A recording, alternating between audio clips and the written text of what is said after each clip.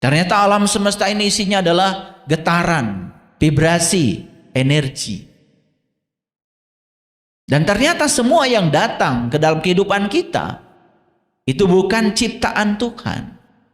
Tuhan itu hanya sang keberadaan, sang kehadiran.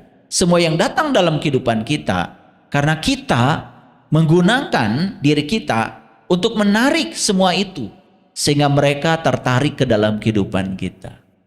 Dengan konsep getaran, konsep energi. Assalamualaikum warahmatullahi wabarakatuh. Ayo saudara-saudaraku semua, kita ngaji ilmu tauhid bersama guru kita Kiai Haji Syaiful Karim. Semoga bermanfaat. Mari kita awali kajian kita hari ini bersama-sama menyapanya dengan kelembutan dan cinta dengan membaca basmalah. Bismillahirrahmanirrahim. 2500 tahun yang lalu,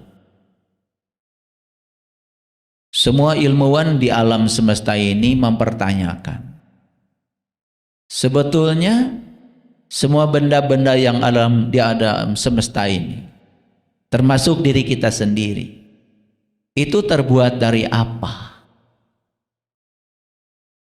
Ada bumi, ada matahari, ada planet, ada bintang-bintang, ada pohon, ada batu, semua yang bersifat materi.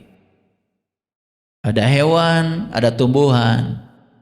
Mereka mempertanyakan sebetulnya semua itu berasal dari apa? Itu pertanyaan 2500 tahun yang lalu. Lalu mereka semuanya berhipotesa, mengemukakan pendapatnya sendiri-sendiri. Ada yang bilang alam semesta ini tersusun dari 4 unsur.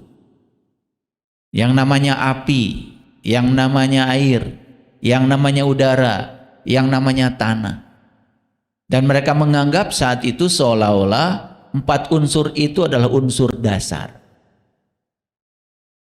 Tapi kemudian penemuan-penemuan, eksperimen-eksperimen mulai berkembang.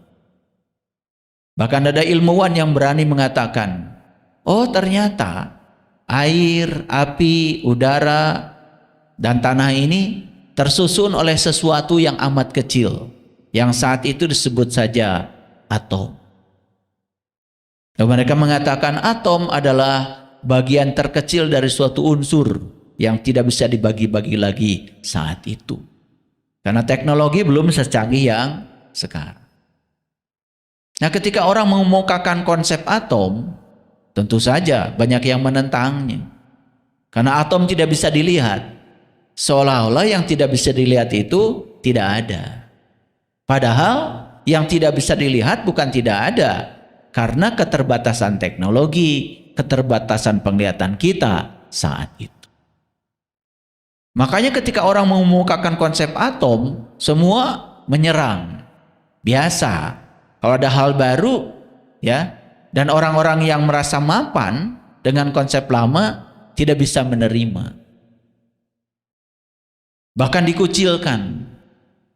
Ya, ada seorang ilmuwan yang dihina habis-habisan, namanya Ludwig Boltzmann, orang Jerman itu. Dia orang pertama yang mengemukakan konsep atom. Itu dihina, dibully saat itu. Karena berbeda dengan konsep yang mereka miliki saat itu. Nah, karena tidak tahan, Ludwig Boltzmann ini akhirnya bunuh diri. Gak tahan. Walaupun yang dikemukakan benar. Nah, sebelum Ludwig Boltzmann ini bunuh diri, padahal setahun sebelum beliau bunuh diri, ada ilmuwan muda namanya Einstein. Sudah membuktikan kalau atom itu ada. Cuman karena dia tidak membaca artikelnya Einstein, dia merasa sendiri. Padahal dia yakin itu adalah kebenaran. Ternyata konsep tentang atom tidak bisa disangkal lagi sekarang. Bahwa alam semesta ini tersusun oleh atom-atom. Ada hidrogen, ada oksigen, ya, ada nitrogen, ada natrium, ada kalsium, ada magnesium, ada zinsum, ada aurum. Wah, banyak. Lebih dari 140 unsur yang sudah ditemukan. Ternyata itulah unsur dasar pembangun dari semuanya. Teknologi terus berkembang. Ternyata di atom pun ada yang lebih kecil lagi. Ada inti atom, isinya ada proton, ada neutron, ada lagi yang namanya elektron, ada lagi yang namanya positron, ada yang namanya quark subatomik, adanya lepton, adanya boson. Terus ilmu pengetahuan berkembang. Entah sampai kapan. Mungkin suatu saat kita akan sampai pada satu partikel yang mungkin tidak bisa dibagi lagi. Yang saking lembutnya tidak bisa dibagi lagi. Lalu sekarang kita sudah memasuki satu kesadaran manusia berdasarkan pemahaman ilmuwan yang disebut dengan medan kuantum. Ternyata alam semesta ini isinya adalah getaran, vibrasi, energi. Dan ternyata semua yang datang ke dalam kehidupan kita itu bukan ciptaan Tuhan. Tuhan itu hanya sang keberadaan, sang kehadiran. Semua yang datang dalam kehidupan kita karena kita menggunakan diri kita untuk menarik semua itu sehingga mereka tertarik ke dalam kehidupan kita. Dengan konsep getaran, konsep energi. Dulu konsep energi, kata Einstein, energi sama dengan massa dikalikan kecepatan cahaya dikuadratkan. Para ilmuwan fisika kuantum menemukan lebih dalam lagi. Ternyata energi adalah sebuah konstanta yang disebut dengan konstanta Boltzmann. Itu yang tadi bunuh diri itu. Karena dia orang pertama yang menemukan konsep itu. Dia yang pertama kali mengemukakan sebuah teori, namanya teori kinetik. Ternyata energi itu adalah sebuah konstanta alam, namanya konstanta Boltzmann, dikalikan frekuensi. Makin tinggi frekuensinya, makin besar energinya. Mobil kita, kenapa bisa jalan? Yang dimasukkan bensin. Kok ban bisa muter dengan bensin? Pernah mikir nggak? Kalau Boltzmann tidak mengemukakan teori kinetik, kalian nggak akan ada yang sampai ke sini. Yang naik sepeda motor nggak bisa. Apa yang terjadi di situ? Di mobil itu, baik sepeda motor maupun mobil, ada yang namanya piston. Kalau bahasa orang bengkel namanya sehar. Itu adalah jantungnya mesin. Ketika bensin dimasukkan ke dalam mesin, kemudian dibakar oleh busi dari listrik, kemudian bensin itu meledak. Nah, karena tersusun oleh atom-atom, maka ledakan itu sebetulnya adalah atom-atom yang bergerak dengan cepat. Saking cepatnya menumbuk piston, itu yang menyebabkan piston terdorong dan kemudian memutarkan ban. Mau pesawat, mau kereta api, semuanya begitu. Dan kita sudah menikmati semua produk teknologi itu saat ini. Kenapa?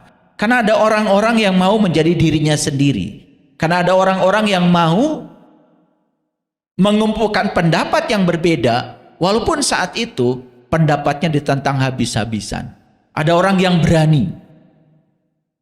Nah, selama ini kita menjadi orang-orang yang penakut.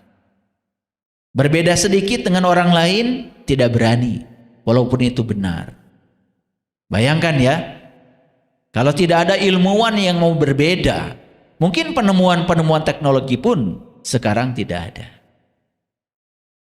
Jujur ya, saya pernah mengatakan, tempat yang paling berbahaya saat kita dilahirkan adalah lingkungan di mana kita dilahirkan. Beruntung ya Bapak Ibu, yang lahir di keluarga yang berkesadaran, mengerti pendidikan, berkecukupan, bisa sekolah tinggi, bisa mengembangkan diri, beruntung. Walaupun pas-pasan. Tapi ada juga kan orang lain yang hidup di keluarga yang penuh konflik. Padahal dia tidak ingin kan lahir di situ. Keluarganya broken home. Ibu bapaknya tiap hari konflik terus, berantem terus. Ekonominya murat-marit. Yang didengar oleh dia adalah kemarahan.